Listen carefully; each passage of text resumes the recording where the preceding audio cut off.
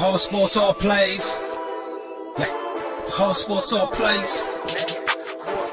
Whole sports all plays. 365, we making up plays. We talking the game, get you to the days. We're high in the court, the dime in the lane. Variety topics, living the same. All presentation, sports information. Hitting the airways, taking the nation. All sport, all plays, they working your faces. Grace at the field, so tie the laces. Whole sports all plays.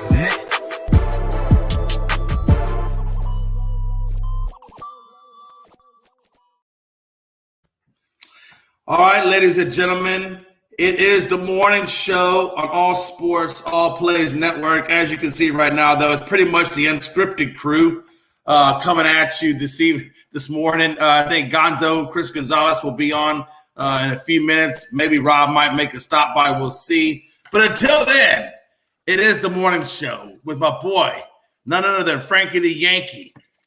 What's up, brother? What's going on, Jay? Good morning. Good morning, everybody. As Jay said, your boy Frankie the Yankees here with a big smile on his face. Bruins, my Boston Bruins, they forced a Game 7 last night over Carolina. Now, that's a make it or break it right there. Phoenix lost yesterday. We're going to get into that, where Dallas freaking forced a Game 7 also.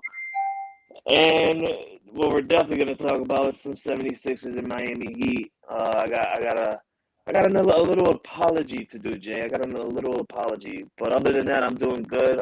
Your Astros are on a 10-game winning streak. Congratulations, Jay. Yes, sir. My Yankees are just starting another winning streak. So both our teams are on fire right now, Jay. Good day to be alive in baseball right now. It is absolutely a good day to be alive. And as always, I get harassed on a daily when the Astros were damn near down in last place and by Mickey Delaney. And I like I told you earlier, I texted him.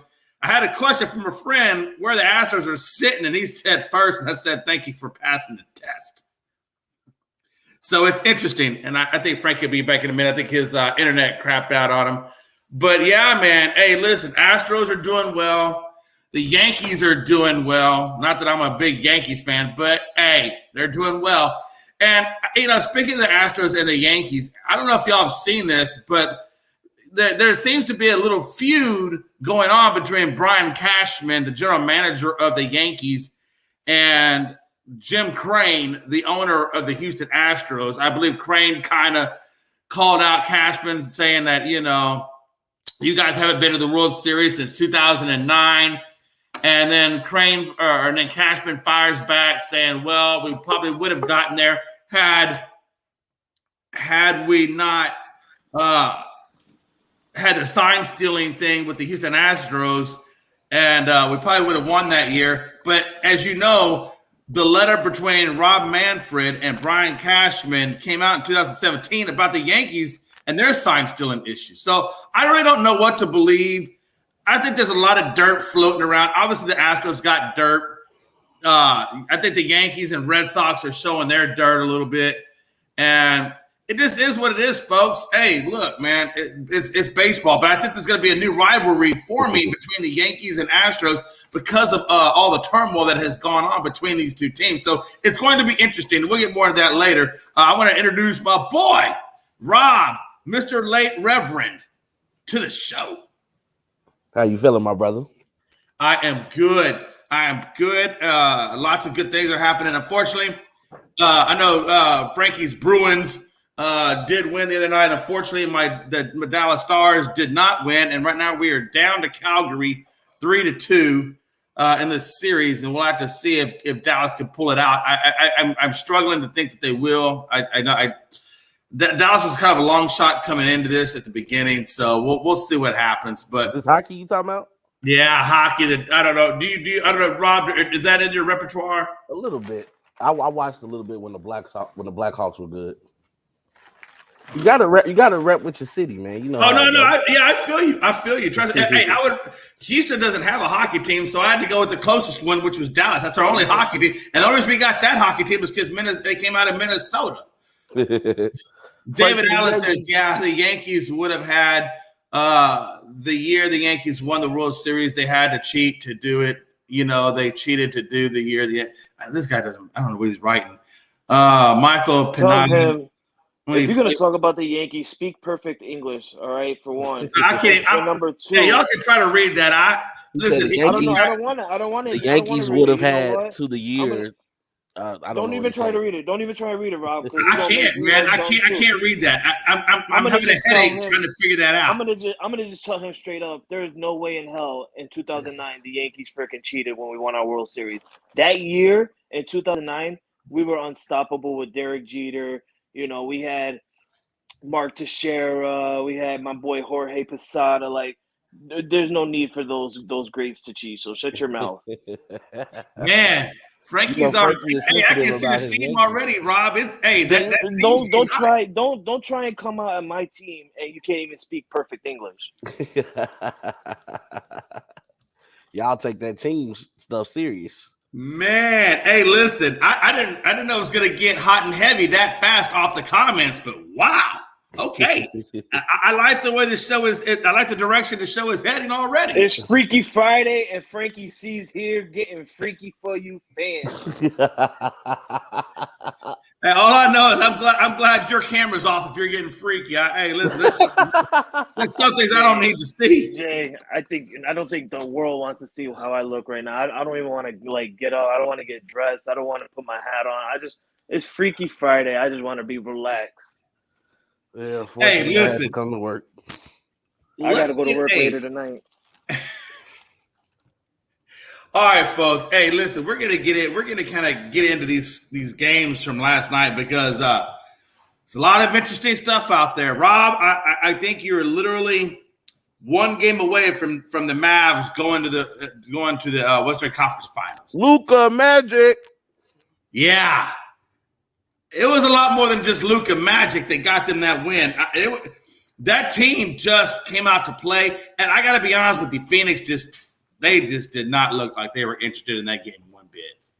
They really just did not. Finally showed up. Matter of fact, we're gonna dive into the Suns Mavericks because I want to save the Sixers for the next. So let's go ahead and dive into the Suns and Mavs.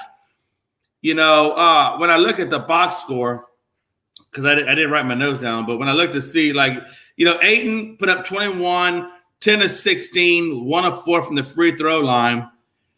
I mean, he didn't have a bad game, but I don't know, man. I don't think they got the production that they needed from their main superstars once again. Rob, what do you think? Ayton was down there getting killed by Luka. Yeah, he was. I mean, Ayton had a good first half. Like, if you look at his first half, he was kind of keeping the Suns in the game. But, man, that third quarter, boy, the floodgates opened. And when Luka's like, okay, I'm going to play inside out, that whole game changed. Right. Luka started going down low. And then, once he started seeing the ball go in the basket, he finally started hitting that 3-ball. Jalen Brunson showed up. Spencer Dinwiddie finally showed up. I mean, it was a great overall team effort from Dallas. It was. And, Frankie, when I look at the Suns and their performance, Paul got you 13 points, Booker got you 19 points, but between the two of them, they only put up 24 shots combined. Yeah, and so that's one issue is lack of shots from your superstars. The other issue is the lack of field goal percentage because the Suns shot like 39%. And you can't win when your superstars are shooting 24 shots combined, and you're shooting, and your whole team is at 39%. There's no way you're going to win. What do you make of the Suns team? And do you think that they bounce back and take a game 4, or do you think Dallas is going to take game 4? What's your predictions? Well, this has turned out to be honestly a series where we thought that Phoenix will win in 5 games. We thought that they will win 4-1. We didn't expect the Dallas Mavericks to force Game 7. And for that, I don't think either team have won on the road yet. Maybe Phoenix won one. I think that was it. Phoenix won that one game. I think Game 5 on the road, or game 4 on the road. I apologize. No, you was right, Frankie. Nope, nobody has won on the road. So okay. So nobody has won on the road. So this game right here, it's all that matters. Luka has to go into Phoenix with the mindset of they're playing in Dallas. Like, I understand, you got the Phoenix fan base. They're going to be booing you. They're going to be cheering loud for every shot that the Phoenix Suns is making, stuff like that. But if you're a Dallas Maverick right now, you got to put in your head, like, all right, we're going into Phoenix. We got to go in with the Dallas Maverick mentality. We got to feel like we're in Dallas. Obviously, we can beat the Phoenix Suns. We beat them 3 times in a row. The one thing we haven't done is beat them at their home court. If they can beat them at their home court, whew, that's going to be amazing. But, man, I've been riding with Phoenix throughout this entire series. I'm gonna be 100% honest. I thought that the Phoenix Suns would either sweep or either win in 5 games. But Luka and the Mavericks have proved me wrong, and I'm gonna have to jump with my man Rob. I'm gonna have to say Luka Magic, baby.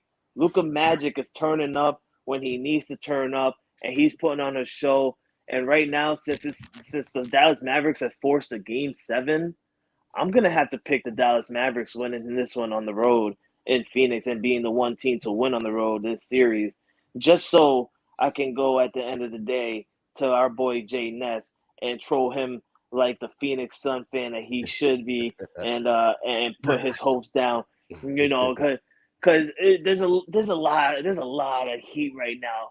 For those that are watching, us ASAP in the morning crew, we love to get under each other's skin. Yeah. Rob dealt with it when the Bulls got eliminated. I had to deal with it when the Lakers missed the play-ins. Jay's been dealing with it for about 3 years now with the Houston Rockets. So, like, hey, nobody knows it better than this guy. Let me tell you.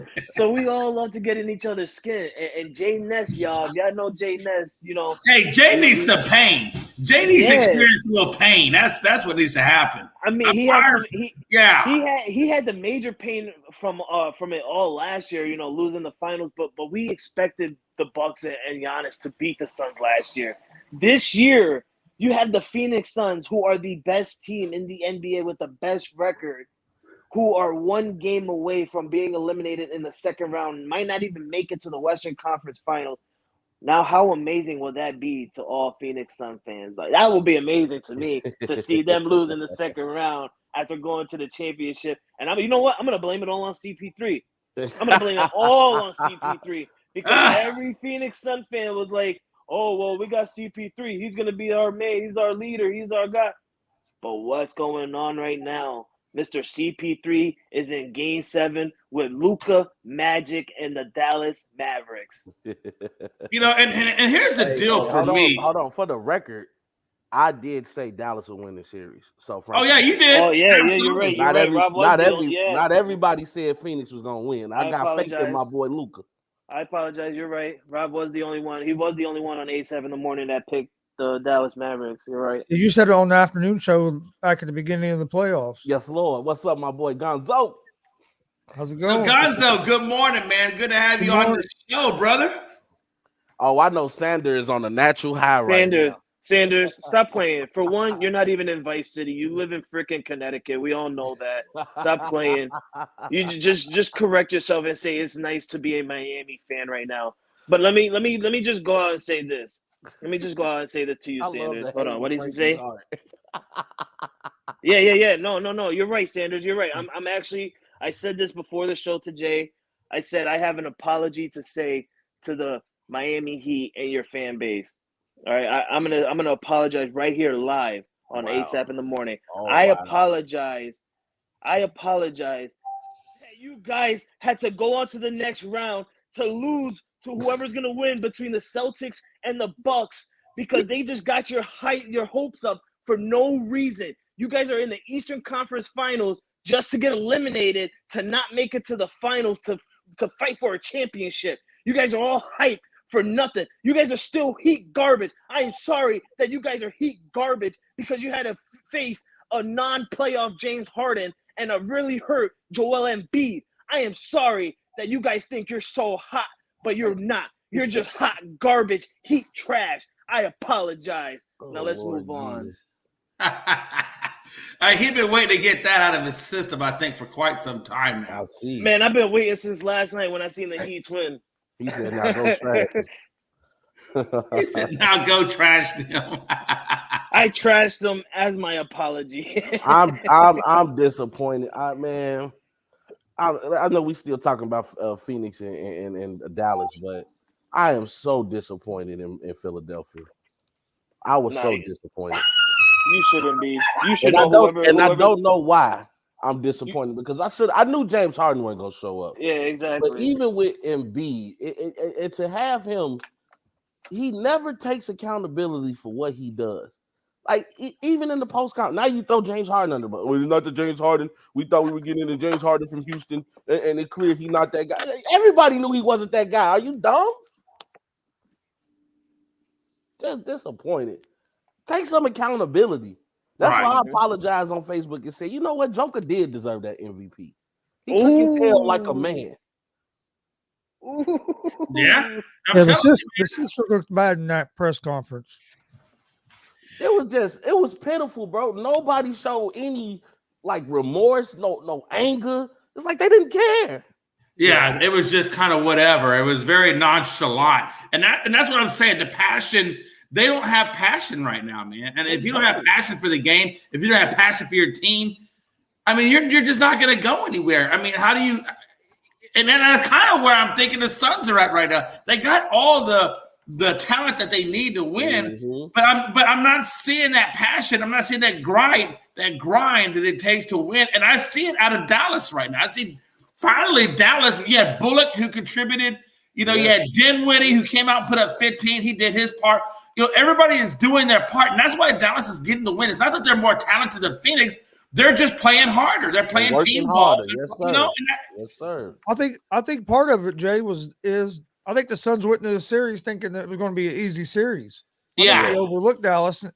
I think so too. Now they realize it, but it's too late. They ain't been able to catch up.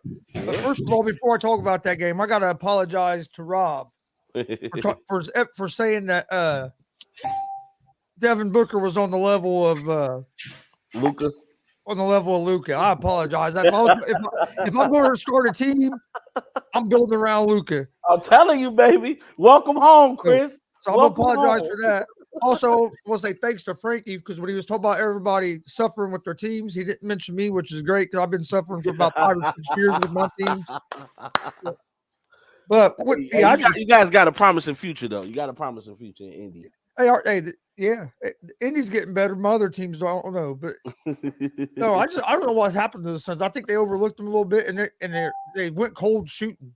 And Luke and Dallas have a lot of momentum. I'm gonna stick with the Suns just because that's who I picked at the beginning, but I'm not real confident in it after watching that game last night.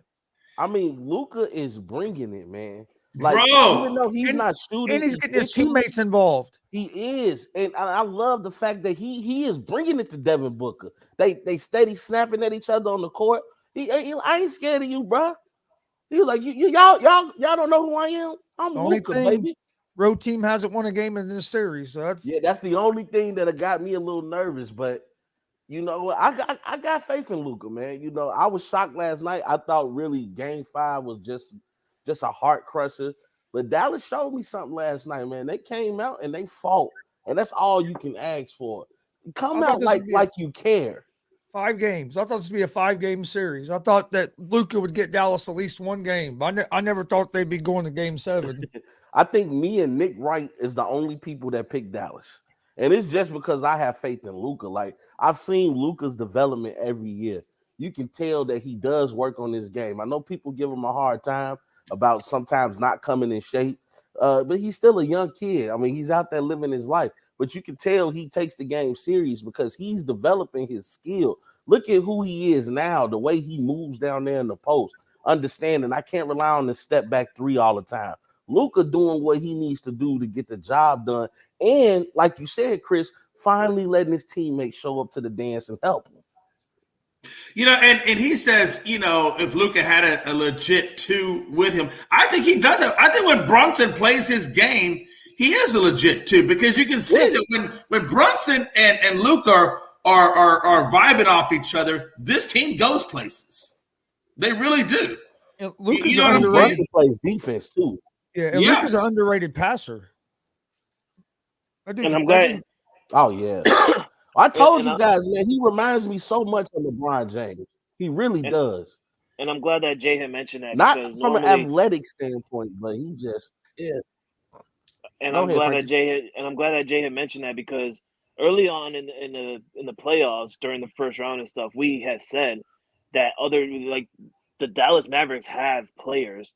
They just look at Luka as the person who can do it all, and they don't need to do that. Luka he can do it all, but Luka also has teammates that can do stuff also. So like if Luka could do what he did like last night, putting up 30 plus points, getting like 11 assists, or I think it was 11 rebounds or something, compared to your teammates scoring like 20 plus or something, this Dallas Mavericks team can actually be a little bit scary if you actually look at it that way. But everybody's looking at it as, well, Luka's the guy. Luka's the Dallas Mavericks, so everything has to run around Luka. Nah, basketball is a team sport. If everybody on the Dallas Mavericks step up like they did last night, bye-bye Phoenix. Yeah, I think the blessing in disguise was Luka not playing in the first 2 games with Utah, and Jalen Brunson came out of that shell. And Sander made a good point. Tim Hardaway Jr. not being there. I think if he was there, they'd be even scarier. That's another 15 points at least. Oh, easily another 15. If he gets off from 3-point range, you're looking at maybe 25 points. Yeah. So man, I'm really proud of Dallas, man. They fighting, man. You know, shout out to Jason Kidd, because I think everybody focuses on Luka. Jason Kidd came in. He took this, former Rick Carlisle led team, and he brought a defensive intensity to this team, something that they didn't have. The reason why they kept getting bounced out of the first round. The Mavericks have been playing great defense, and it's defense by committee. They might not be the biggest and they might not be the most athletic, but they are getting in front of people. They're making life difficult for people. Even Luka at times stepping up and making defensive stands. So, man, shout out to Jason Kidd and just the amazing coaching job he's done with this Dallas Mavericks team, especially last night, because that's a game Dallas could have rolled over and said, okay, no mas. But Jason Kidd said, no, we're going to go in here and fight. And it's funny you say that, because I did say, if some of you that don't know, or if you do know, Jason Kidd is a defensive-minded coach. He's the defensive coach. He was a defensive-minded player. Yeah, he knows how to do the defense. And when he was with the Lakers as the assistant coach, he was Frank Vogel's right hand. He was second in charge. He's the guy who made our defense look good. He was the reason he was one part of the reason where we won the 2020 championship in the bubble. And when we lost him to go to Dallas, that's where I knew, okay, this Lakers team is not going to be what we were. Our defense is going to go, or is going to be trash and stuff like that. And then I started to see our majority defenders who are actually playing good defense, such as Alex Caruso. You're very welcome, Rob. Yeah, we appreciate you. Like players like him and stuff. They were playing actual defense. And when we lost players like that, it just ruined our entire defensive mode. Jason Kidd is a great-minded coach. I was upset that he left. I was actually upset when he didn't get our head coaching spot. I thought he was going to end up getting our head coaching spot. And then they announced him as an assistant. Yeah, and then gave it to Vogel. Now look what happened. My man Jason Kidd is still coaching. Frank Vogel, you're collecting unemployment. Oh, Lord. Real quick. Give a shout out to Jason Kidd, though. And that's the thing with Jason Kidd, man. I mean, I remember when he first got I think he was the coach for the Nets and then the Bucks, correct? Right. Because he was coaching the Nets when they tried to do that new big three and with Garnett, I believe it was. Garnett. Yeah. And he didn't get a fair shake. I mean, by that time both of those players were out of their prime. Well, yeah, but I think as a coach, he was green and he was still trying to figure out his own coaching stuff. And I think by the time he got to Dallas, he really had figured it out. And I think that's why you're seeing, how good Jason Kidd is. I won't even just stop there. I think Jason Kidd is the reason Giannis became Giannis. He instilled something in Giannis. When he was coaching Milwaukee, you can tell Jason Kidd had them right here. And then Coach Budenholzer came and took him over the top, kind of like a Steve Kerr situation, where he came in with the mentality from Pop and said, okay, we'll get this team concept ball and we just play everything through Giannis, kind of how they did with Tim Duncan in San Antonio, where you could just do a bit of everything. But Jason Kidd got Giannis in the weight room. He got Giannis to beat and get that defensive mindset, which is why Giannis is a former defensive player of the year. Jason Kidd develops players. He develops players, Right. And that's an underrated skill as a coach that most people don't. Oh, absolutely. People forget how the way Jason Kidd used to play back in the day, man. I loved watching. Man, that Jason boy Kidd was play. a dog, bro. Him and Vince Carter together, bro. That boy was people forget about the Steve Nash days. Yeah. When they were first in Phoenix. J Kidd and Steve. Oh my God. J Kidd came on the they was like they hadn't seen nobody like that since Magic. Exactly. But I do want to point out what Sanders said. Me and Sanders don't always see eye to eye, but yes, the biggest disappointment in this series has been Ayton. I've been saying that all along. But it questions me. It questioned me real good, guys. Like, he's not playing the way he played last year. Now, is there something to it like that? Giannis took his heart away. Oh, don't say that, Rob. Giannis took his heart away. Don't say that. As big as Ayton is, bro, you got to remember, Ayton is a center. Giannis is technically a 3, and they play him at the 4. He was down there babying that man. It was nothing Ayton could do. And unfortunately, he is running into the same problem with Luka. Right. Luka is out there babying that man. That's why I tell people, he don't look it. Luka might not be built to show, but that man built to go. Now that's a hot take. Which is no, and then I want to flip the script for a minute. I want to go to a former MVP in James Harden, and obviously we know he has not played up to that level with the Nets or even Philadelphia. And Embiid thought that when he was getting James Harden, he was getting the Houston version, and now he's getting some alternate variant of that. What's going on with James Harden? I mean, what's going on with James Harden? Like, what has happened to him? I love how you said that, Jay. You said the ultimate variant of it. Like, it sounded like, like he was cloned, and they said. Well, Jay, we talked about this last night. Me and you, we messaged each other after I got out of work because me and Jay, we have a real big brother. I know. He said, "Let me tell you about my best friend." and I told Jay, I said, I see James Harden staying in Philadelphia. I don't see them pushing away from James Harden and stuff like that. I feel like that he's going to stay.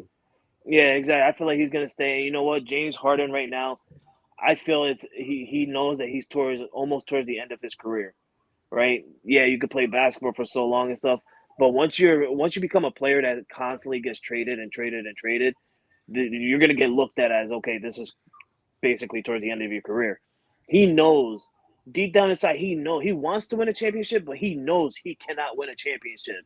He knows that for a fact. He wants to, stay silent and stuff like that. Bro, you don't have to stay silent. We see you. We see how you play in the regular season compared to how you play in the playoffs. So to me, I'm looking at James Harden as a player who's just being in the NBA to collect checks right now and not collect rings. That's what I'm looking at, James Harden. And that's what I told Jason last night, or Jay McLovin last night, was that James Harden right now is just collecting checks from Philly, and he doesn't even care about a ring. He don't even care. You got Joel Embiid. I think it was 3 times this series who called you out. 3 times this series called you out. And you're not replying to it. You're not showing. You showed out 1 game for that. 3 replies you showed out for 1 game. That goes to show right there that you don't care what the leader of the Philadelphia 76ers is saying to you. Like, Joel Embiid is still young. He's tall. He looks a little bit old, but he is young. He's just getting into the prime of his career where he deserves MVPs. He deserves Defensive Players of the Year awards and stuff like that. But what Joel Embiid wants is something James Harden don't want, and that's a championship. Mm-hmm. James Harden is literally – I shouldn't say that, but he's a cancer to the 76ers. He's a disappointment. He's a cancer. He's a blunder. He bamboozled. He's a herpes. He's a STD. He's a everything to the 76ers. I mean, but like Sanders said, he don't got that dog in him. Yeah, he doesn't have the dog. He lost a passion for the game. He's just not passionate about it. That's because he wants to be a rapper. See, the problem is these guys go out here and they kick it with these other celebrities and they forget you got a job to do. You got a task at hand. They don't take the game serious. They're not in the gym training. They out here on private jets. They want to go to the Met Gala. They want to go to Coachella. They want to be, wearing weird outfits and taking pictures with little baby. You're not worried about winning the game. Little baby. You know, and that's what bothers me, because it's people that, respect James Harden, that actually are fans of James Harden, and expect you to show up when you most need it. And you come in the league out of shape, you stay out of shape. You've been injury prone the last couple of years. You fought so hard to get out of Brooklyn to do that, to shoot only 2 shots in the second half, 1-3 each quarter in the third and fourth, and you miss both of them. What's wrong with you, bro? And then you no remorse in your voice after the game in the post conference, post game conference, telling people, I expect to be back here. I expect to, stay in Philly and we're gonna do something. You ain't gonna do nothing, bro. I've been gave up on James Harden a long time ago, and finally, one of my boys who's been the biggest James Harden fan has finally gave up on him too. I think the problem with James Harden is, for one, like Rob said, he's out of shape, and I think Father Time has caught up with them some. And them two things together, he can't do what he used to do, and he hasn't made he hasn't made the adjustment to his game. Yeah. If he got in shape, he might be closer to being able to do some of what he used to do. But with being out of shape and getting older, that combination, you have to make an adjustment. If you watch a lot of these players as they get older, they adjust how they play. They play a little bit more in the post. Yeah. They're not running around as much. He has made no adjustments. No adjustments. You just keep. You're telling me you're supposed to be the number 2 player on this team and you take 9 shots? Yeah. 9 shots in a winner go home game? Come on. That's a top 75. Laughable. Yeah. Laughable. Absolutely. And laughable. He's going to get $47 million this year from the Sixers for nothing. Thanks for nothing. I don't think anybody's going to sign him to no 5-year, $270 million extension. Hell no. If they do, whatever GM does that, they need to be banned from the NBA. They need to go get drug tested. They need to go get their psyche tested. They can't be in their right mind. Yeah. Get James Harden a max deal. Are you crazy? I was disappointed. I'm not a James Harden fan, but I was disappointed in him last night. But I was also disappointed in that whole Sixers team. I was. Nobody showed up. Yeah. And then you listen to the press conference and you listen to Doc. He says what they just didn't beat. He's talking about something else. Harden's out in his own world. I mean, it was terrible to watch. Nobody, and this is what bothered me. Under the bus, and this is what bothered me about Embiid, because I know Embiid tried. I think he shot like 24 shots or something. Didn't hit much, but he was trying. But my thing with Embiid is, first of all, okay, don't blame your injury. If you came out there to play, you came out there to play. If you was that hurt, then you got to just disappoint fans, sit out the game, and let them know, man, I'm too hurt to play. But if you can't come out there and half-ass it and expect me to give you an excuse because you hurt. You came out there. So if you're available, I'm expecting Embiid to be Embiid. Second thing, Embiid doesn't play enough in the post for me. He likes to stay around that perimeter. He likes to hunt around that three-point line. Get your big ass down in the post and bang. You big. And that's one of the things, like watching the players like Embiid, watching players like Cat, give me such appreciation for a guy like Shaq. Because all people used to say is Shaq is big. This is why he do it. But the fact that Shaq took advantage of his mismatches and was the most dominant player you ever seen. And B, you need to be learning from the book of Shaq right now. Miami had nobody in the post that could stop him. Nobody. Nobody. And that's why I thought the Sixers would win the series, but he never went to the post. Hey, but that's a sad thing, because when you look at the tape, the Heat got 62 points in the paint, and the 76ers only got 48 points in the paint. I mean, that's a huge gap. And like you said, especially when the Miami Heat are undersized at that position. Like I don't understand that. The biggest guy on the court, he's supposed to be basically the best player that's on the court, and he's not in the post. It didn't make much sense. And then how Doc Rivers in the post-game conference talking about basically saying that that he knew they weren't good enough to beat to beat the Heat. And it's like, come on, that's not what you come out and say about your team as a coach. Exactly. And that's why I really wanted Pride and Rob to take on the Spo versus Doc debate, because I still believe 100% that Spo is a better coach than Doc all day. I just feel like he's better. It's crazy. You can't say that right now because Jay, who beat who? That's true. Because I'm pretty sure Doc's on the couch somewhere. Doc is on the first plane ticket to Cancun to go meet LeBron James. No, but yeah, man. Hey, it's really interesting when you look at Embiid and Harden. Between the two of them, they only made 11 shots. 11 out of your big 1A, 1B. That's just incredible to me. Like I don't know. I don't even really understand the thought mentality of that. Like if I'm a superstar, I'm getting the rock. You're gonna get me the rock. Not that I'm not gonna give you assists, but I'm shooting a hell of a lot more than just 9 damn shots. I like what Greg said. What's up, Greg? I like what Greg said. James Harden is officially a bum now, which is true because as soon as they lost, I went around. I started calling James Harden. I call him James Bumden now. And Rob comes around and he calls him Trash Harden.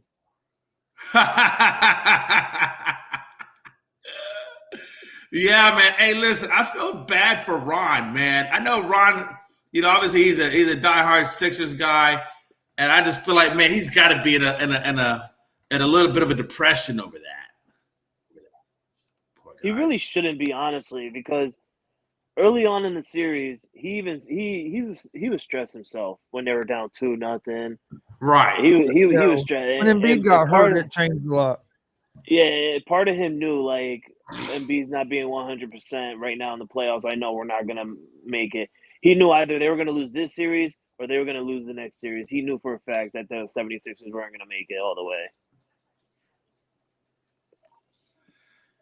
Yeah, I definitely agree with that.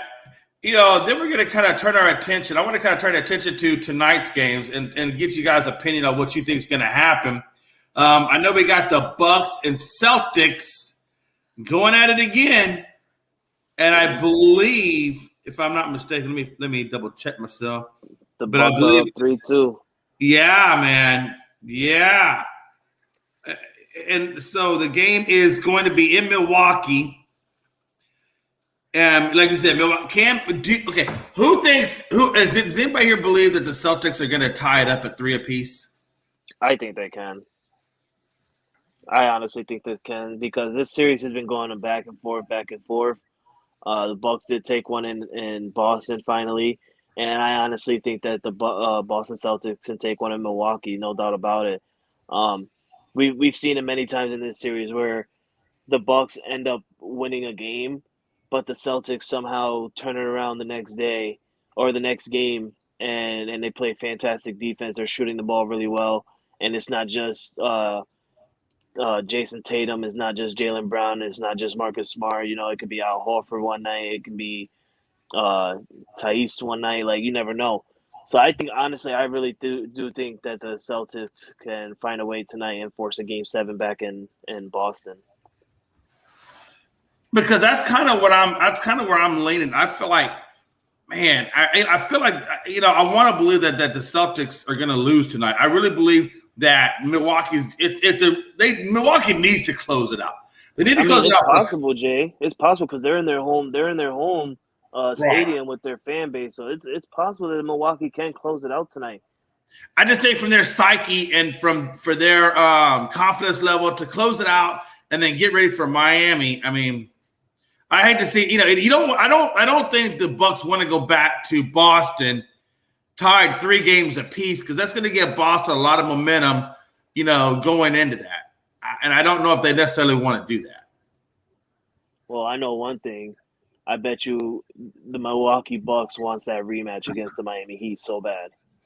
They want that rematch really bad against the Miami Heat. And that's what's going to be on their mind now. Now they know that the Miami Heat are in the Eastern Conference Finals. Their mind says, okay, we have to beat the Celtics tonight if we want that game.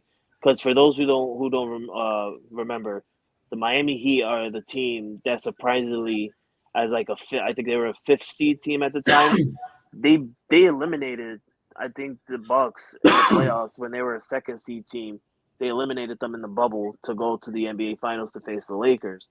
So the Miami Heat were the first team to stop Joel Embiid from going to the finals for his first ring. And Joel Embiid, or I'm sorry, not Joel Embiid, Giannis. So Giannis in his mind right now, knowing that Miami's there waiting for one of them, he wants that game. He wants to face Miami. Yeah, I definitely agree with you. And it's going – I really – at what point – I've heard rumors, and I don't know if this is true or if this is even going to happen, but I've heard rumors where Middleton may come back in Game 6. Have y'all heard that? Or have y'all seen that as well? I didn't see that. Oh, did they, Sander, did they sweep you guys last year? I didn't know that you guys faced them in the playoffs last year. I haven't seen that, Jay. Not yet. I'm not sure where I saw that. I don't know if it was on ESPN or if it was sport. I saw somewhere. I don't think he does. I don't think he brings back an MCL on Game 6. I don't think even though it's only a sprain, I mean, a sprain, like I said, can lead to a tear. And, man, I'm not risking it. I think not unless I get the 100% okay from the doctor. Yeah. I'm not risking it. I wouldn't risk it either, especially if you're up 3-2. Like, don't risk it. Like, just wait to see if the Celtics tie it. If they do, then make a decision on an important game.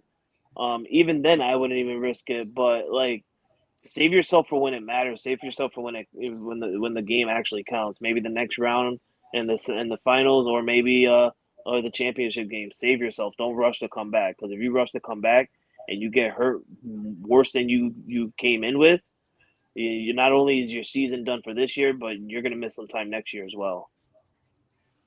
Yeah, I definitely agree with you on that. And then I should say, what's the next game I think we have up tonight? So we got the Grizzlies and Golden State, Rob's team.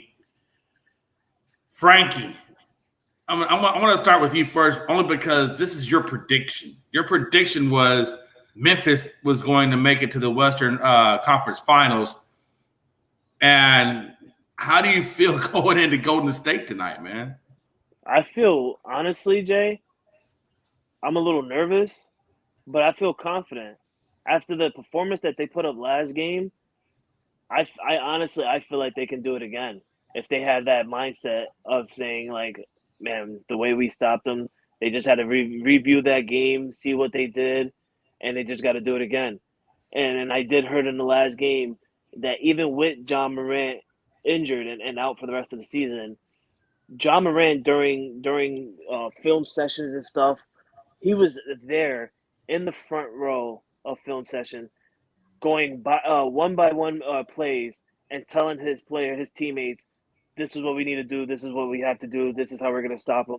Being that leader injured, that's what the Memphis Grizzlies need, and that was a big stoppage on last game against Golden State and beating them by a whopping almost 40 points. It was fantastic. I feel like they can do it again. They just need to have that same mindset. Yeah, you can laugh all you want. You weren't laughing 2 days ago, right?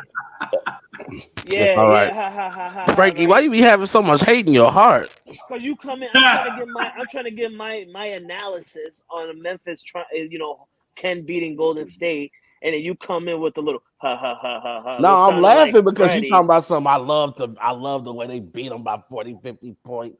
I'm just laughing. I loved it. I enjoyed it.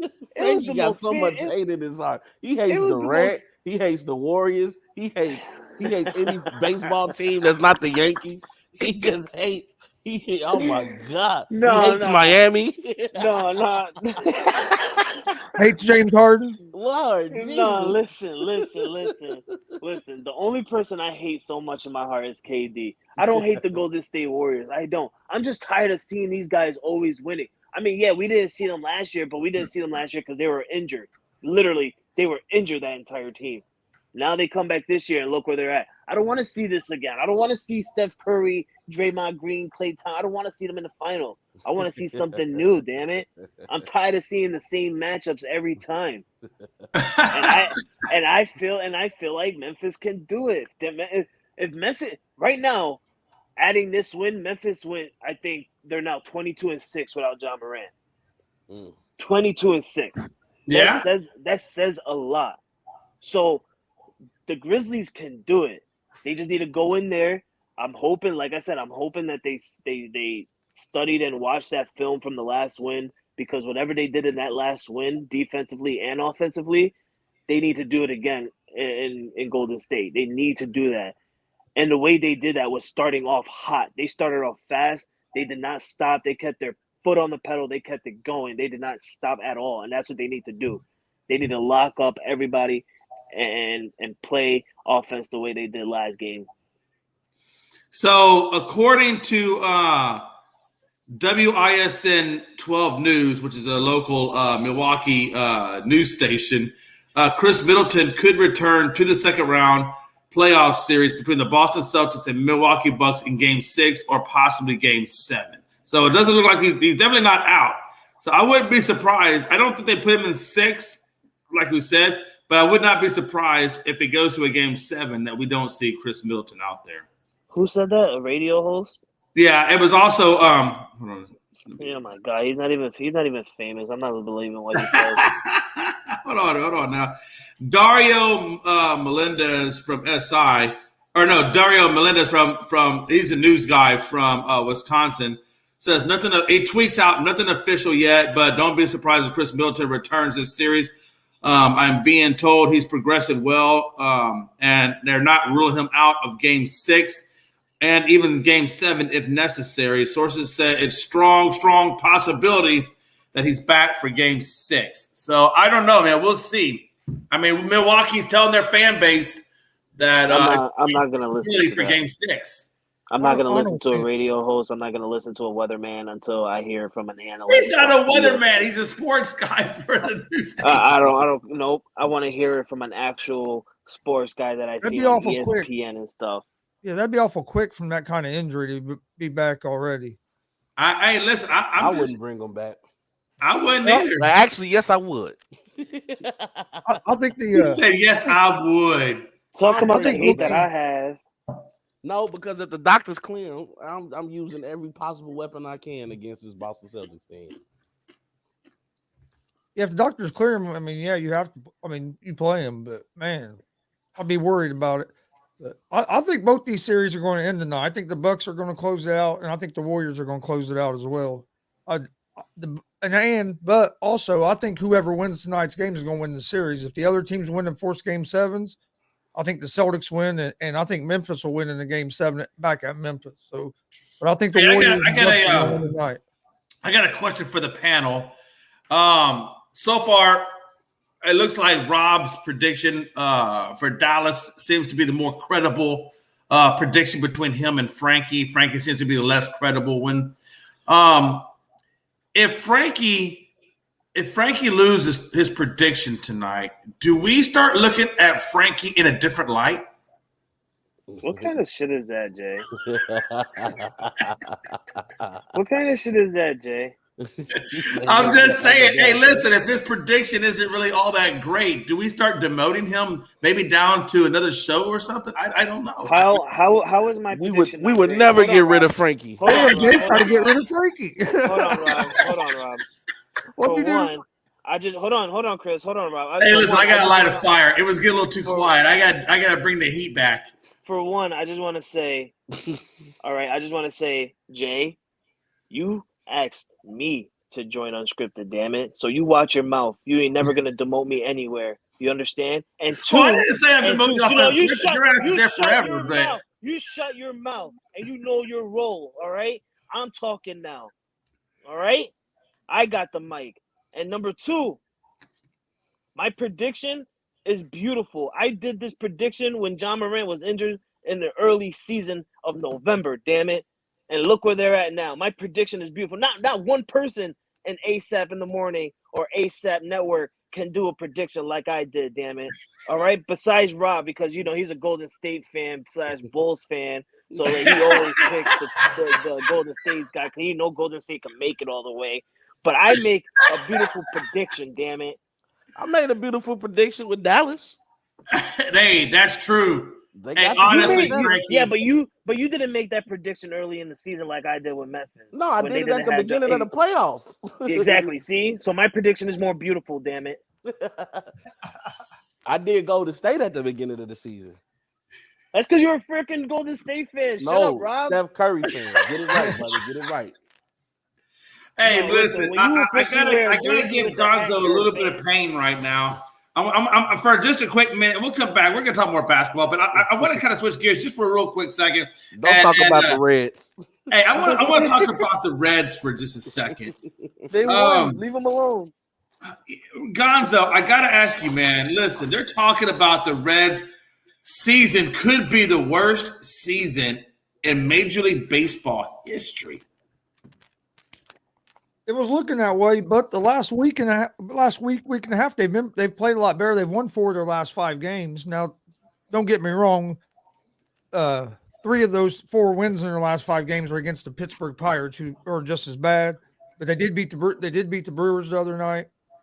So I mean, they've looked a little better. I don't see them turning it around and like making the playoffs or anything. But I don't think they're going to set the record for worst team ever, because I think their offense is starting to pick up. If they can hit the ball, they'll be all right. But our pitching, our bullpen has to step up some. Don't be Do they take the 100-loss season?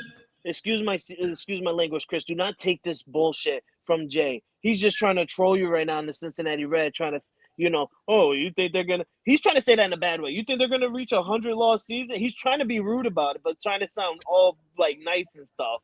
And all analytic, but he's trying to be like a real a-hole and be like, "Hey Jay, your team is gonna reach 100-loss season. They suck," but trying to be all like, "Do you think they're gonna do it?"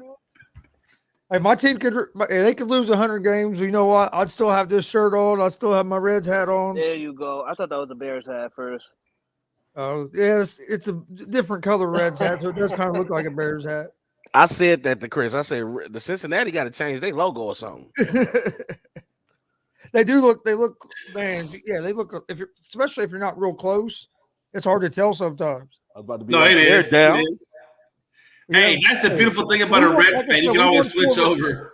Like I said, we won 4 of our last 5 games, so hopefully we can turn it around. But I'm not expecting them to make the playoffs. I just don't want them to be. I'd like to see them not finish as the worst team in the league. We got to get our pitching. We got to get some better. Yeah, I tell you, man, the Reds weren't looking good there for a hot minute, man. But I see what you're saying, and really they shouldn't, because they got rid of the majority of their team. I mean they're kind of supposed to be bad, really. Yeah, they got rid of too much offense and too much of the pitching. Let Sonny Gray go. Rob Scott, I'm gonna get you to like baseball, brother. You better watch that game tonight. It's been my goal. Hey, the Yankees are hot right now, man. Yeah, we are. Say that again, Chris. Say it again. I watched some of that game yesterday. Say it again. No, say it again. Oh, Yankees are hot. Yeah, baby. Hey, I'm rolling that Frankie because he talking about some. You don't have to sit here and take this trolling. Because Jay over here trying to be all like professional and stuff, but I know Jay better than anybody. Okay, I literally know Jay better than anybody. And when he tries to be professional, I can hear it in his voice, the real a-hole in him. Like he's over here telling Chris, do you think your Cincinnati Reds are gonna be a 100 season loss this year? But inside him, I know what Jay's saying. He's really trying to say, hey, your Cincinnati Reds are going to be on a 100-loss season. They suck. They suck. Like Cincinnati. Hey, listen, don't give away all my secrets, Freddie. Damn, man. Hey, listen, real quick. I'm gonna take the heat off of Gonzo for a minute, because we're gonna take a moment of silence and just reflect on the team that used to be Cincinnati. And as we do that, while we're in reflection, we're going to bring and talk about Brittany Griner next. So just one moment real quick. Okay, rest in peace.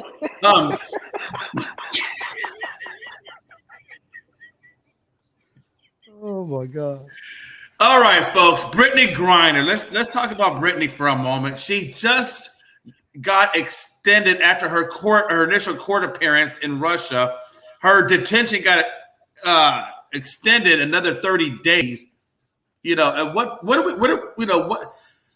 I don't know, man. I mean, are we going to see her get released, or what are we going to make of Brittany Griner? I mean, it looks like it's not looking good for her right now.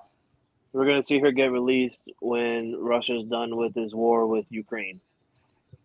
Any doubt about it. I'm pretty sure that's why that she's still in there. They're not focused on Brittany Griner right now. They're focused on the war right now with Ukraine, and it sucks right now. This is why I don't understand U.S. citizens and stuff who want to go to Russia, like go to a place like Russia when they do stuff like this. I understand she had some substance that is illegal in Russia, but it's vaping stuff. Like, come on. You're gonna detain her and then like hold her away. Like we already know she's not gonna be here this NBA season. This is and to be honest with you, Jay, this is scary. This is real scary because she's in Russia. We don't know what's going on with her in Russia. So, and I'm disappointed in America that they ain't went to go get her. That's what I'm saying. Exactly. I'm agreeing with you on that one. It's insane that Biden or someone in America has not done anything to try and bring this athlete, this superstar athlete in the WNBA back to her country for when she didn't do anything really that wrong besides bringing a legal substance that's illegal in their country. We understand that, but you don't detain her for this long. Then I think they detained her for an extra 30 days. I just read. Yeah, it's horrible, man. Yeah, it's bullshit because look what they did for the Ball brother, the one that stole something in the LaMelo. or Japan or whatever. The president and everybody went over there to go get him, and you heard about that story every day till he was brought home. You don't even hear hardly nobody talking about Griner. You never hear nothing about the story. You don't ever hear anything about us trying to get her back. I don't understand it. I'm real disappointed in the United States. I am too, because it's just getting ridiculous. They know right now it's unsafe over there. Any day Ukraine can invade Russia. You never know what can happen. So, I'm just mad because, as a country, we preach this, this creed of, no one left behind and you're an American. That's an American over there that's stuck somewhere. Really there didn't do any harmful crime. You know what I mean? She didn't hurt anybody. It's a damn vape. Well, it did have hashish in it, man. Okay. I'm not trying to like make it sound worse, but I mean, it's not like it was just a vape. I mean, and I'm not saying that she should be. Look, and if we're in America, that's a misdemeanor. It's a misdemeanor. You get a little ticket. You pay your little court cost, and you go about your way. And like I said, I said this before, Rob, is when you do things in a foreign country, unfortunately, man, you're subject to their laws. Regardless of how we feel about it, you're still subject to their laws. And even when I was in the military, the one thing they always told us was, if you get in trouble in a foreign country, there's nothing we can do for you.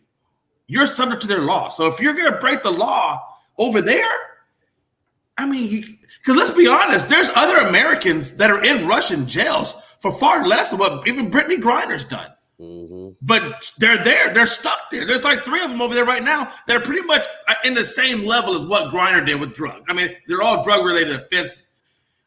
And we're not trying to get them out either. And they've been stuck over there for 2 years. Yeah, that's true. Damn, Russia, it's not our fault. Y'all got that good keys over there. Hey, what I'm saying is No. I mean, you make perfect sense. I understand. I mean, that's it is what it is, kind of. You know what I mean? Because I mean, you make a great point as far as what we look at as might be a minute crime to over there, it's still a crime, and they can lock you up for it. Bro, do you realize? Hey, let me. Hey, watch this. You ready for this one?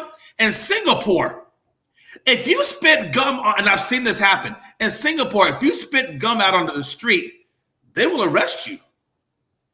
They'll arrest you straight up and put you in cuffs. I've seen it happen. It's correct. I'm telling you, there are laws out there that are not like our law. Because look, that's what makes our country great, right? Yeah. We have a really good legal system. We have a really good sense of justice. I wouldn't go that far, but no, I mean, what I'm saying is, hey, what I'm saying is if I get caught with a little bit of marijuana, I'm just gonna go pay a court fuss. Is what I'm getting at. You know what I'm saying? It depends. It's because you're white. Right. It depends. Well, hell, I mean, what? If a black man gets caught with a little bit of weed, look, that's not black man.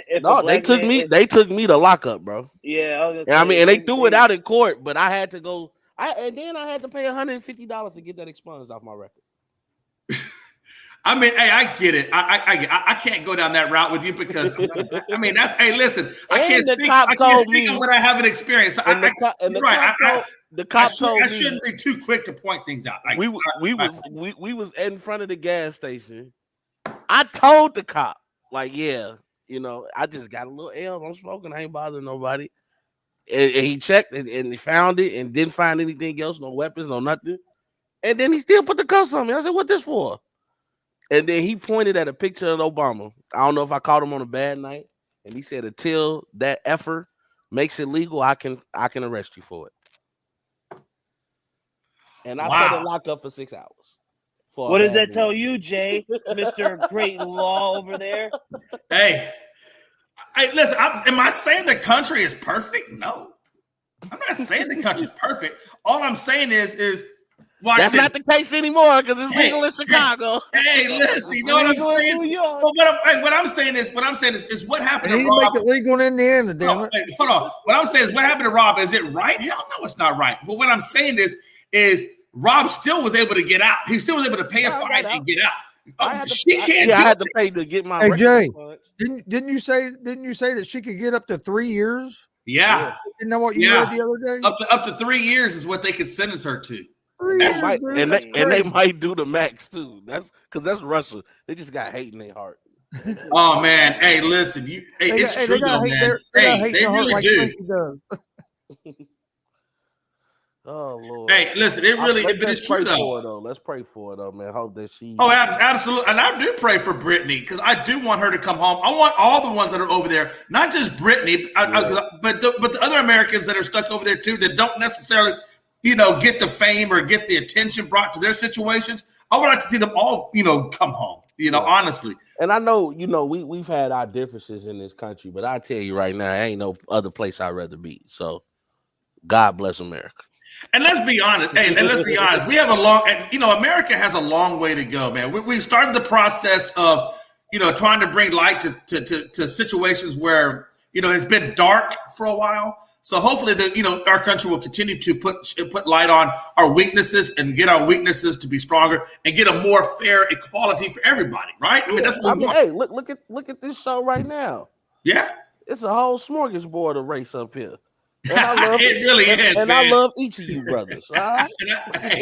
I love everybody on this show too. And that's what makes us. That's what, like I said, it makes the platform that we can talk about things on is amazing, right?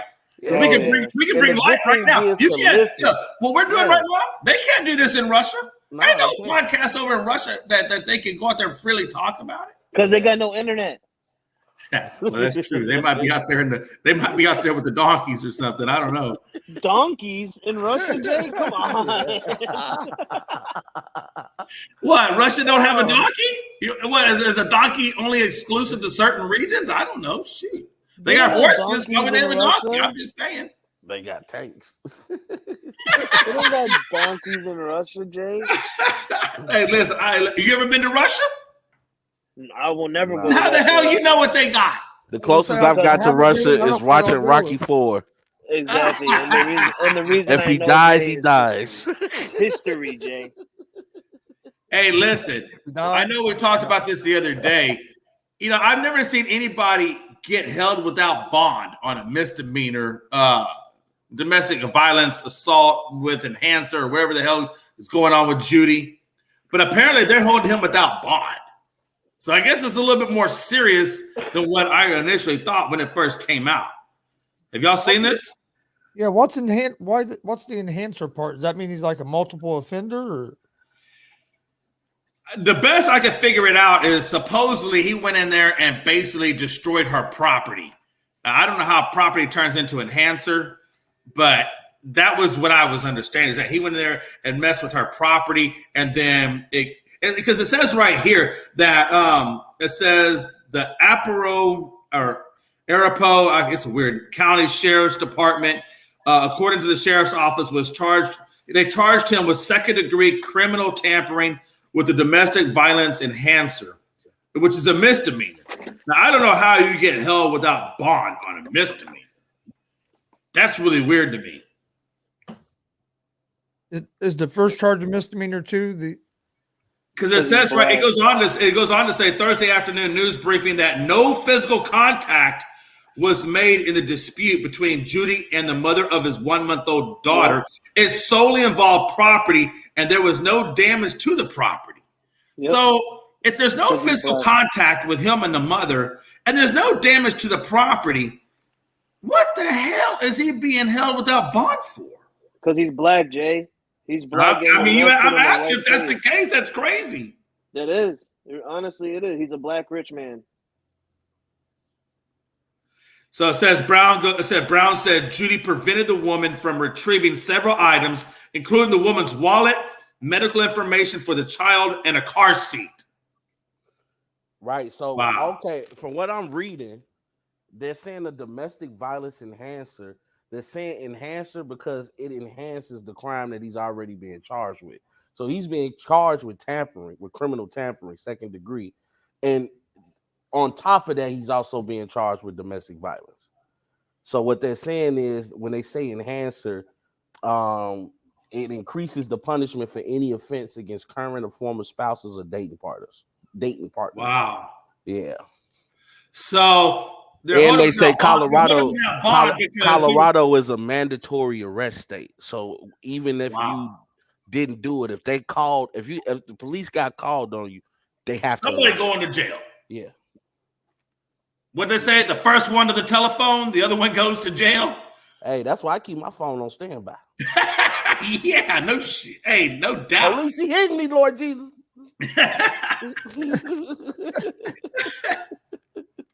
No, but hey, listen, hey, so I guess what we're saying is, so he had the original domestic violence charge, and then the other one on top of that just compounds the issue. That's why they're not giving him a bond. Mm-hmm. Well, I don't know, Jerry. Charges are pending. No, they're not doing it. The defendants will still take out a protection order against him. They're not doing it because he's a rich black man. That's why. No, well, some states are different, bro. And if Colorado's saying it's a mandatory arrest state. Hey, listen, I'm not a smart man, but I would think that if I've already got, a domestic violence charge from her, I really don't think I'm going to go around her at all, because I don't want to get, I don't want to put myself in a situation. And if I am around her, I'm not going to prevent her from getting things, because all that's going to do is bring attention to me. What is Judy thinking? If you need something, we can meet in front of the police station. I'll bring you whatever you need.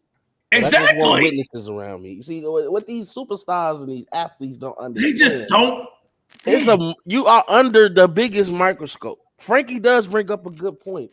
A lot of people don't want to see you win because you're black and you're rich. That's just how it is. So any minute crime that you do, unfortunately, they gonna get you for it, and they gonna get you as much as they can get. Yeah, it's stupid. It's stupid, even for our Caucasian brothers. Don't do anything, because people will be mad at the fact that you got money and they don't. Oh, absolutely.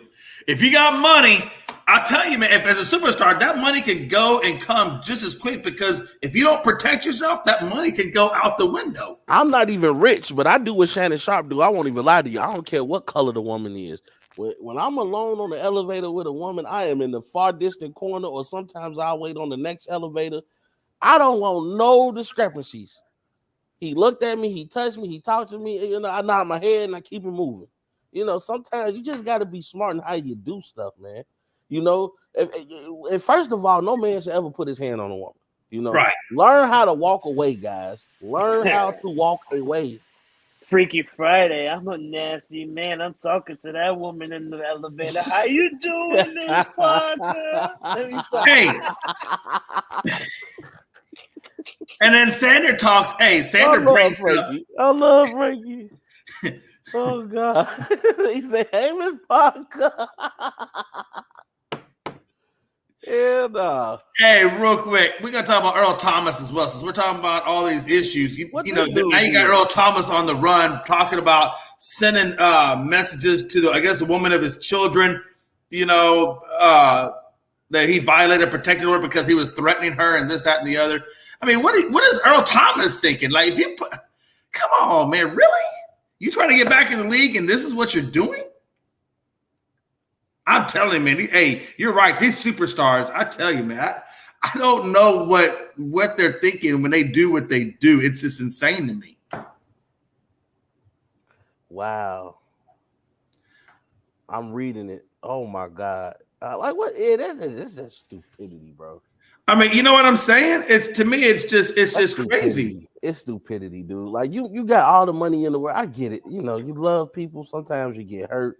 You know, and you want them to feel the way you feel, but you gotta bite that bullet, bro. You can have any woman you want to. You rich, you know, people know who you are. Why would you be threatening her, talking about you want to poison her, and you got handguns when you go see? Just stupid. You trying to get back in the NFL, and that's the way you do it, huh? Yeah. I mean, it's just crazy.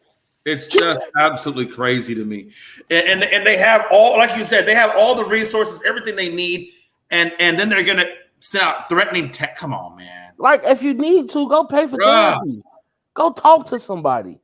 You got all the money in the world. You can get the top-notch therapist. You can talk to your heart's content. Sometimes you just gotta reach out for help. It wasn't that he just broke the protective order once. He broke it like two or three times. Yeah, man. Sometimes they need to be smacked, though. You know, you don't need to be smacked a little bit. Get put in place. You know, you get smacked a little bit. Free Johnny Depp and Amber Heard get smacked a little bit.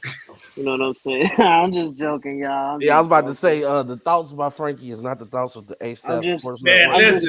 Listen. I'm just saying that because my wife ain't home. If she was home, I would have got smacked. She was like, "Smack who?" Exactly. Is it smack who? Yeah. Exactly, yeah. Frankie running, yeah.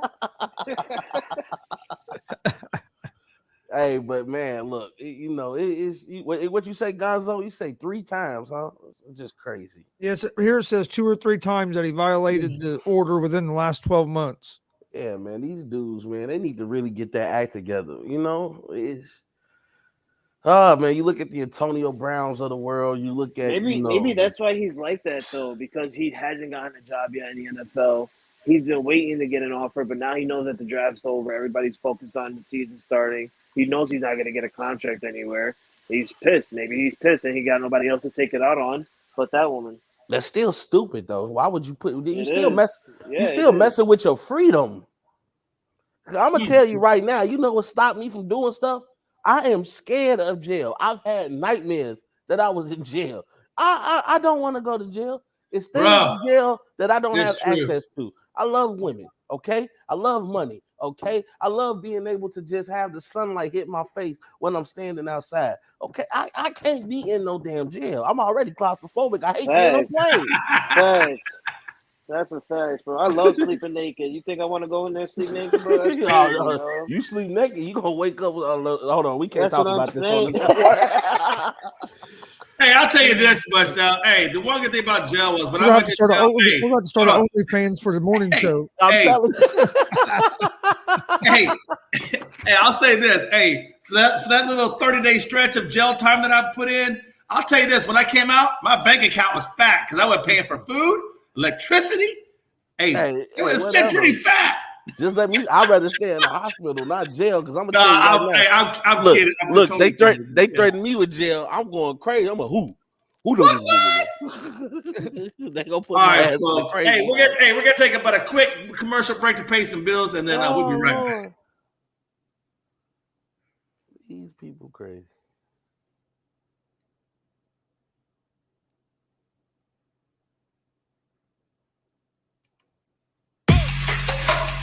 Yeah.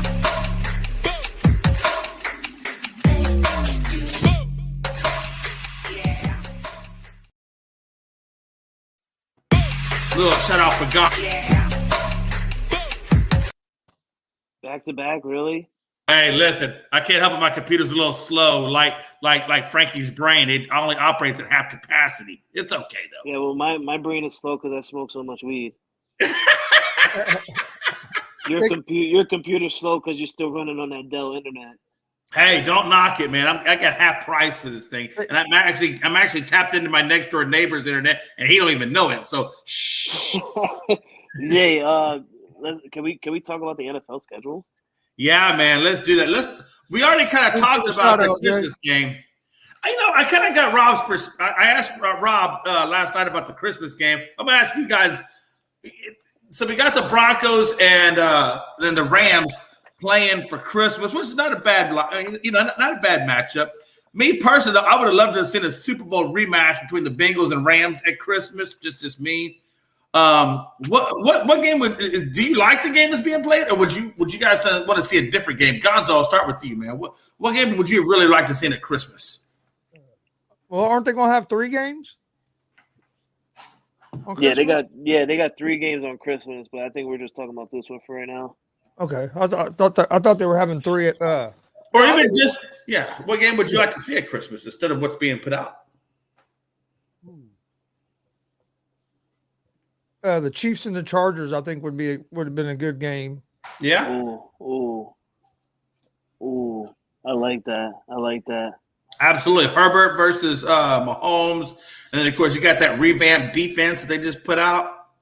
I like that. Absolutely. You want to know what I would want to see? I would want to see on Christmas Raiders versus Packers.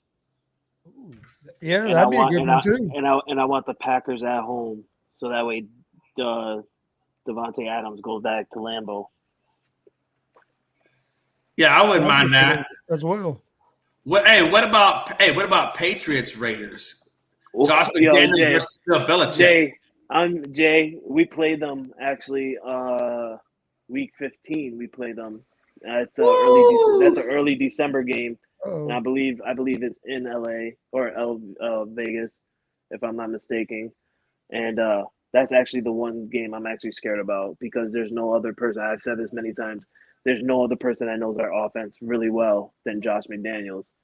Yeah, absolutely. It's going to be a good game, no doubt.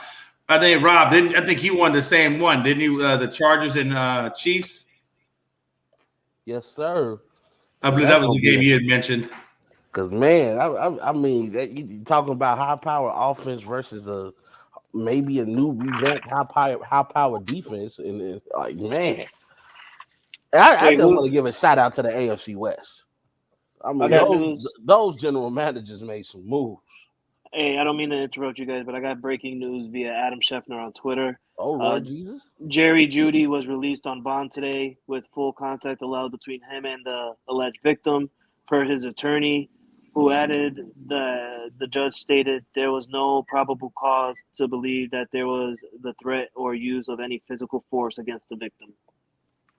Yeah, that makes sense because it even said in the report that there was no contact to her. There was no damage to the property. So that really falls in alignment.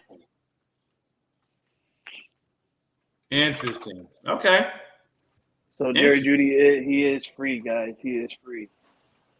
That's good. I want to see the Broncos at full capacity. Sounds like they took him to jail because of, like Rob was saying, the mandatory arrest. So since the police got called, they took him, but then they're not going to file no charges or nothing. So that's good.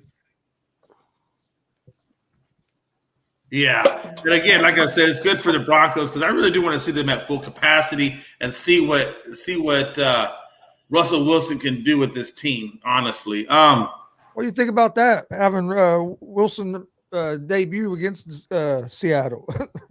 Ooh. I like it. Yeah. Going back home. Of course, Seattle has nothing to really offer them, so I don't think it's going to be a good game. I think the Broncos just You're right. shellacked. It's not going to be a good game. It's going to be an amazing game. It's going to be an amazing game. Yeah, Jay. Hey, listen, I get it. Hey, listen. Cowboys and Giants, Thanksgiving Day, brother. You get to eat turkey and watch your boys. Oh yeah, Santa. Yeah, exactly. And I don't mind that. Hey, I don't mind that one bit because it's going to be a good game. I think the Cowboys will take that. I mean, even though the Giants have really, they're starting to add some pieces now to that team, so it's going to be interesting to see, where the Giants kind of go. In all honesty, the NFC East is getting better because look what the Commanders did, look what the Eagles did. So I do expect to see a little bit more coming out of that. I think And then Browns Texans. Wow. I think the Giants are going to get better with Daboll. I do. Oh, absolutely. I absolutely agree with you. Cowboys start 0-2. I don't think the Cowboys start 0-2. That I don't see that, but not to say it can't happen. You're not the only one who plays Thanksgiving, buddy. My team plays the Vikings Thanksgiving night. Y'all gonna have a hard time with that. Vikings are a really good team, I believe, this coming year. Hell no. Huh? Maybe. I don't know. Don't they have a new coach, so we don't know. Things can be different there. Hey, listen, I have a feeling this Vikings team is going to surprise people this year. And I'm not even a Vikings fan by any stretch of the imagination. But, yeah. I won't say that. You want to know why?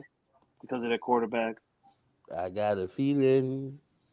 I don't want to lie to you, though. I think the Vikings going to be the best team in the NFC North. I've yet to see what the Bears have done significantly to do anything. I don't have faith in the Packers, especially with Devontae Adams not there. And Lions, who cares? Yeah. But you know what? I do think the Lions are going to start making a push. I mean, they drafted okay. They definitely got a good pass rusher, that's for sure. Hey, and Kirk Cousins, to me, he's not that bad of a quarterback. You can get the job. You're right. Yeah. He's not that bad. He's horribly bad.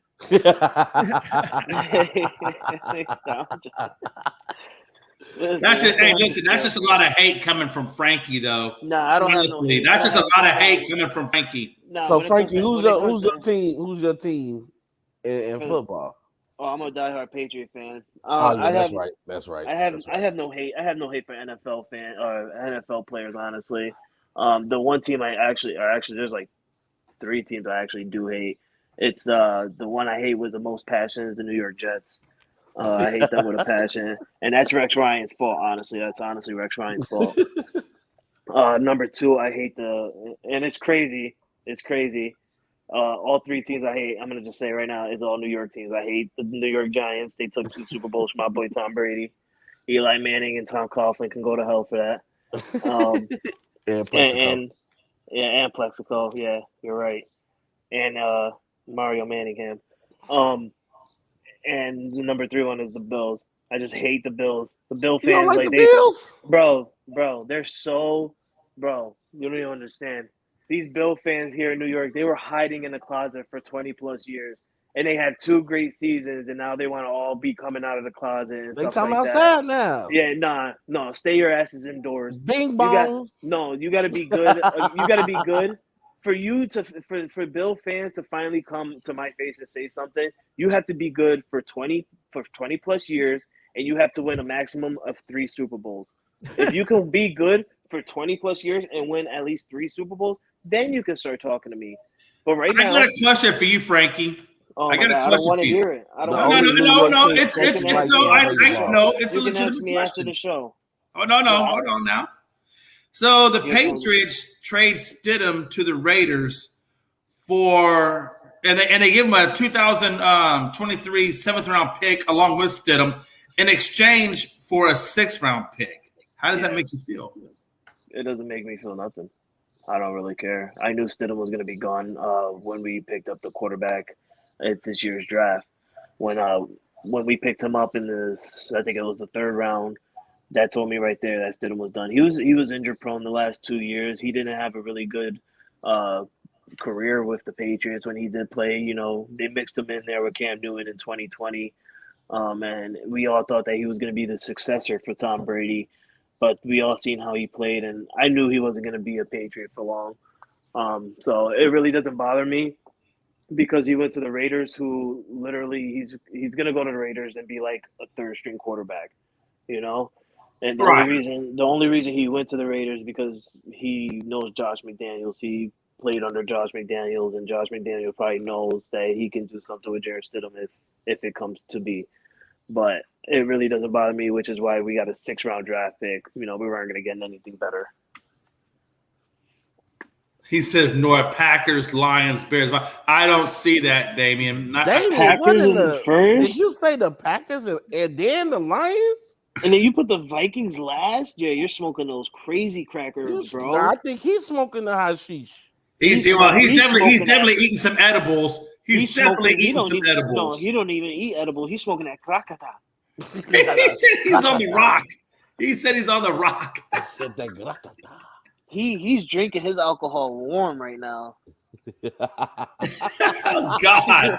There's nothing worse than warm alcohol. Hey, that's a different type. That's a different type of pain. Exactly. Oh God! If you drink your alcohol warm and it's more than a shot. So yeah, I'll be like we were talking about earlier. The Cowboys got a pretty easy schedule.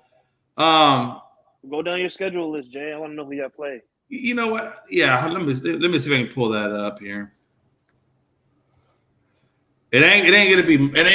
No, let me see here. I know you guys do share with the Commanders the easiest schedule this year, so I don't want to hear no. Like I said, I told you before, I don't want to hear no excuses. Damn it. I don't provide excuses. Hey, look, if they suck, they suck. What are you gonna do? Rob, So okay, I play the Bears this year. I'm coming for you. So we do start off. Let me see here. Is this 2022? Yeah. So we start off with. We do have our first game, September the 11th. We start off with the Buccaneers Cowboys. So that is going to be a pretty. That is a pretty tough. Matter of fact, yeah, we got the Bucks first. Then we got the Bengals after that. Jay, I don't mean to cut you off, but that I just noticed the season starting on 9/11. What better way to start the season than on 9/11? Yeah. And then for That's you guys, crazy. I didn't even think about that. That's a good point. That's crazy. I think our schedule's a little harder than what you thought, Frankie, because we got to play the Bucks, the Bengals, then the Giants, then the Commanders, but then we play the Rams, and then we play a revamped, or at least a little bit revamped Eagles, and then we go to the Lions, the Bears, but then we got to play the Packers, followed by the Vikings with the rematch of the Giants. Then we go to the Colts, Texans, Jaguars, Eagles. They're going to take that L from the Colts. Man, hey, we'll see. And then we got to play the Titans, and then we round off on January the 8th with the Commanders. Yeah, I would not say our schedule is easy. I would say it's a medium. I would say it's medium. I would say it's a medium strength schedule. There's a lot of good teams that we play. So funny name, the Commanders. Yeah, Commanders. It sounds like it's amazing. That's the best name they could ever come up with. They commanding Washington. What up? We command this shit. This is ours. We're the Commanders. Yeah.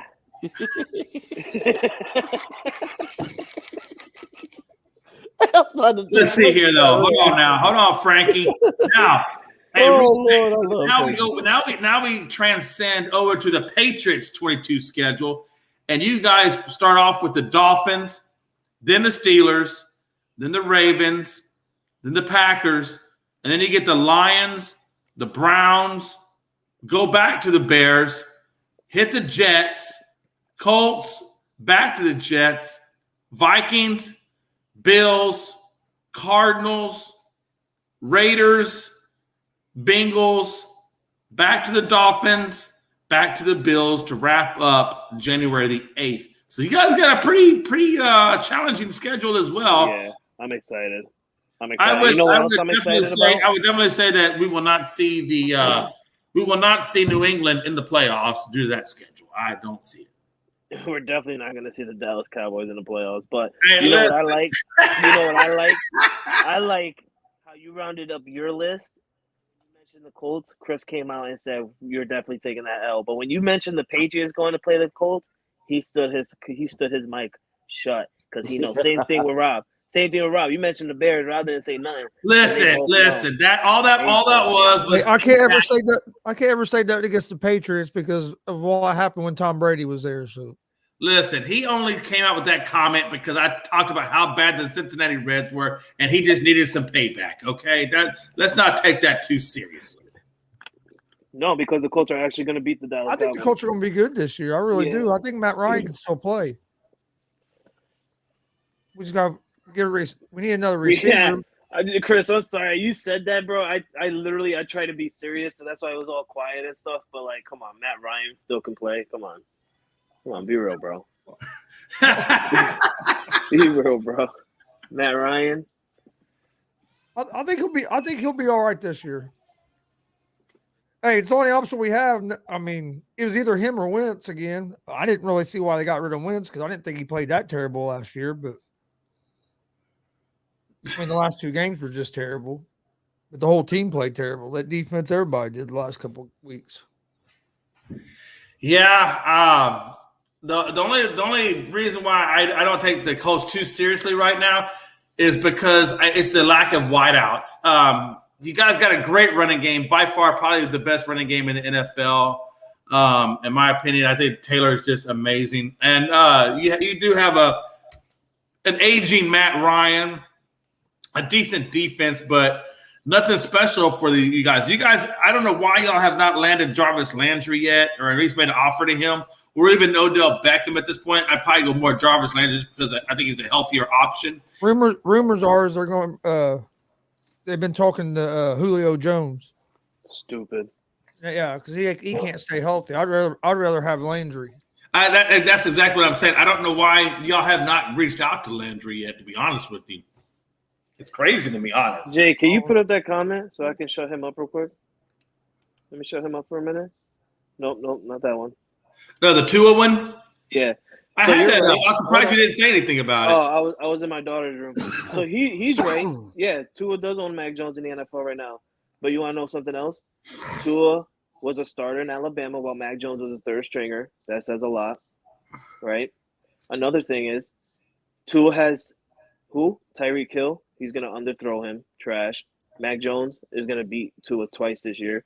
And then Damian, you're going to shut your mouth because you're a Bears fan who wants to be secretly a Dolphins fan. Thank you for coming to my TED Talk. Oh, Lord Jesus. Thank you. Man, Frank came out shooting some bullets, man. Don't. I hate when people try to talk about my people. Don't talk about my man Mac and Cheese Jones, bro. I call him Mac and Cheese because he got. What did he say? His name was Michael McCorkle Jones. Yeah, bro. He said Mac and Cheese Jones.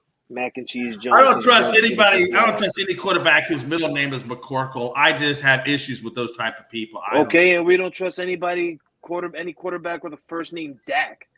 Dak. Like, what's Dak? What's Dak? Look at Dak over there. Dak attack, baby. Dak attack. Yeah, Dak attack his ankle. How about that? Frankie gets so angry sometimes. I love it when he gets angry about his teams, though. It shows a flavorness. All right, folks. I think we pretty much have annihilated Thanksgiving games real quick. I want to kind of touch on that real quick.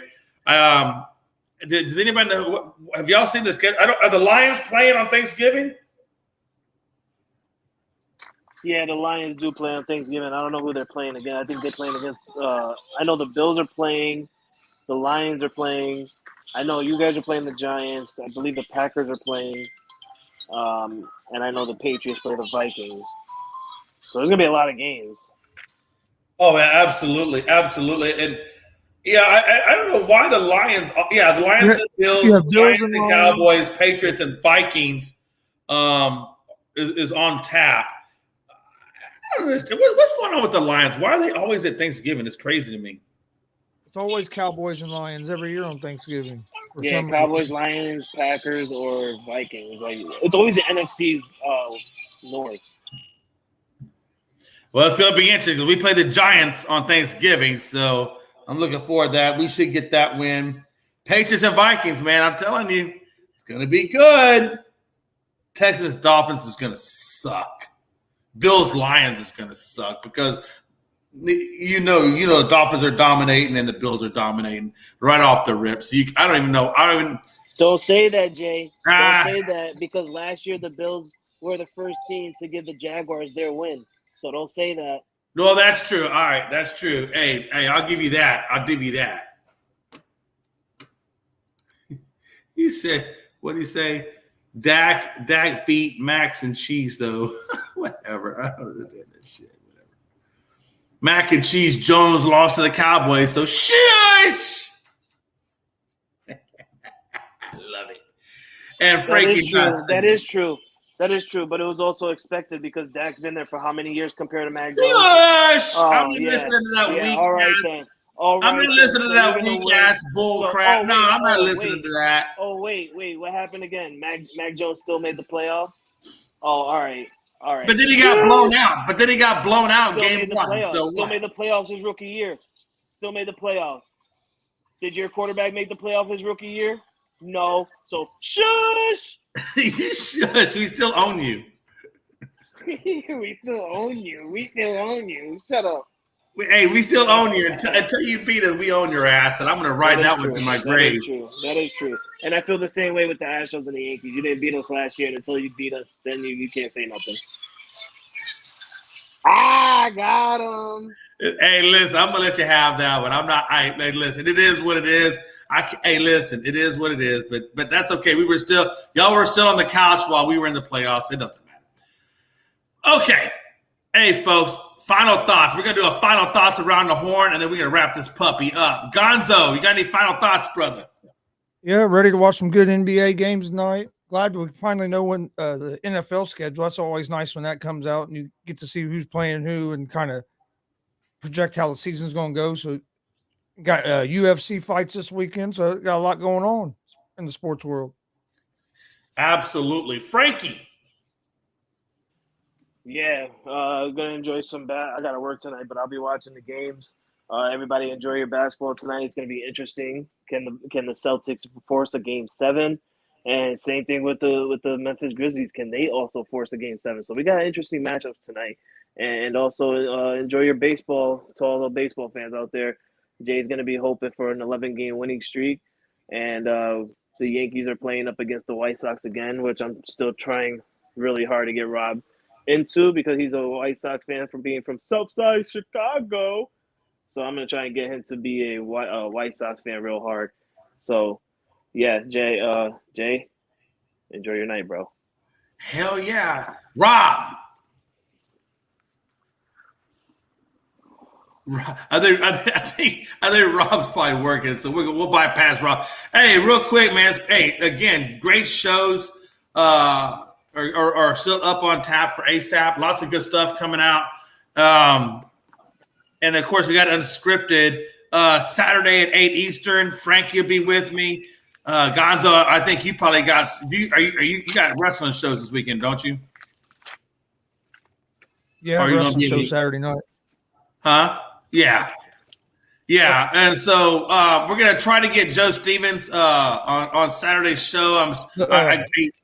So we'll see. What's that? The Pope Elijah Burke is going to be at the show that I'm going to be at on Saturday. Oh, really? Oh, damn. There you go, folks. Make sure you turn into Gonzo's. Make sure you turn into Gonzo's Sports Room for that. Yeah, man. So 8 p.m. Eastern, Unscripted will be talking more basketball. Frankie will be there. Logan will be there. I'm gonna try to get some other people to be there just so we can get a good assortment of views to talk about basketball. We'll see what happens, but yeah, man. Until next time, Rob, you back with us? He's still gone. Rob's still gone. That's okay.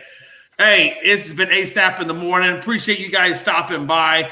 We've had Gonzo, Frankie C. Yes, sir. We had Reverend Rob's 2 cents and your boy Jay McLovin. Until next time, man, we're out of here. Y'all be good. All sports, all plays. All sports, all plays. All sports, all plays. 365, we making up plays. You talking the game, get you to the days. We're high in the court, the dime in the lane. Variety topics, living the same. All presentation, sports information. In the airways, taking the nation. All sport, all plays. Like working your faces, scratch up the field, so type the late.